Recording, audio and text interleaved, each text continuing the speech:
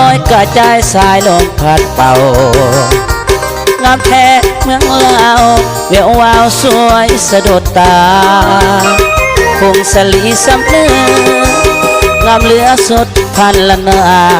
อุดมใสบ่อแก้วน้ำทาสมสาวป่าสามีสุขทางปวงเกียรติแฟนเช่นใดหาสายเทียบทันตาของนางขาดประสานกอดใจเมืองหลวงสัญญาบุรีที่นี้ยังจำในสวงยังจันเสียงควงอยากมาแสกว่าคืนนั้นดัดเรซื้อสันเวียงจันนครหลวงใจลาวลาดดวงขอน้องนมัสการบริคำใสคำมวลทบทวนให้ใจไปฝันสวรรค์เขตสาวละวันตำนานเมืองใดนอเศร้าจำปาเบ่งข่าวสาวลาวพี่น้องคิดทอดเสกองก่อนน้องทำแท้น้อยเจ้าอัดกับมือจะ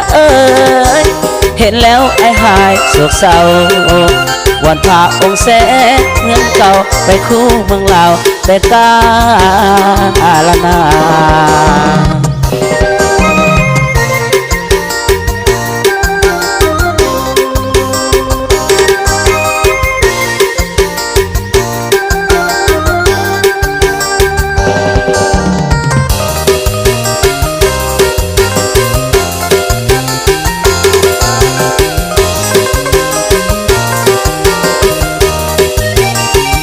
รักเรียเสื่อสันยังจันนครหลวงใจหลายลาดดวงขอน้อมนมัสการบริคำใสคำมวลทบทวนให้ใจใฝ่ฝันสวรรค์เขตที่สามละวันตำนานเมืองใดนอเศร้าจำปาเบี่ยงข่าวสาวลาวพี่น้อง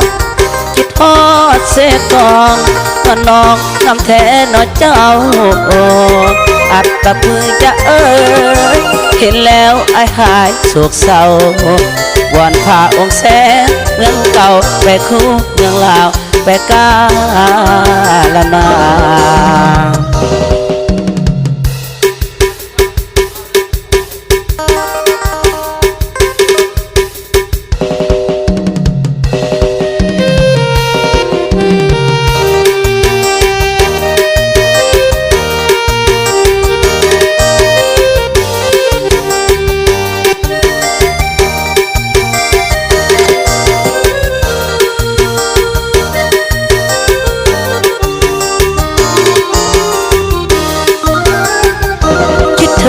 คนนี้ที่อยู่บ้านดอนโอ้คนซื่อสอนบางอ่อนบ้านดอนนางลอยคนซื่อสาหน้าตาเห็นแล้วใจลอยอายเป็นคนซื่อก้อยนั่งคอยจนใจไว้อีวันคิดเธอคนนี้ที่อยู่บ้านไกลเมื่อเจ้าจากไปหัวใจคือเธอห่วงหามีแต่โศกาอาวรณ์เหมือนคนเป็นบ้าเสียดายแต่ว่าอาสนาสตาสร้างมายากจนวันใจคนใจย้อนคืนเต่ามาน้องนางควานตาจะมาทำหาเงินอายเสียแหงเฝ้าหาแก้วตามนสิ้นจะวายเห็นเขาเดินเคียงคู่สาย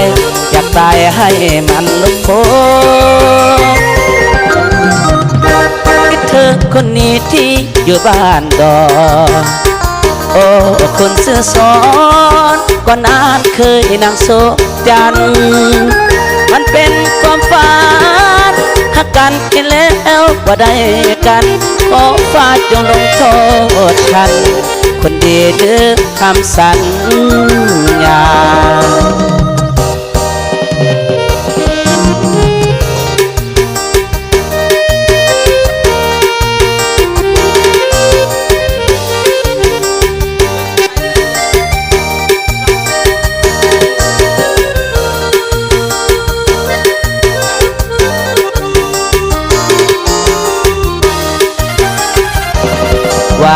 ใด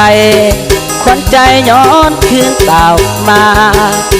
น้องนางขวัญตาเจ้ามาทำหาเงินอายเสียแหงเฝ้าหาแก้วตามนสิ้นจะวายเห็นเขาเดินเคียงพุ่งหัวสายอยากตายให้มันลุกโผคิดถึงคนนี้ที่อยู่บ้านดอนโอ้คนซื่อสอนก่อนหน้าเคยนางสงจันทร์มันเป็นความฝันหักกันแล้วบ่ได้กันขอฟ้าจงลงโทษทันคนดีลืมคำสัญญา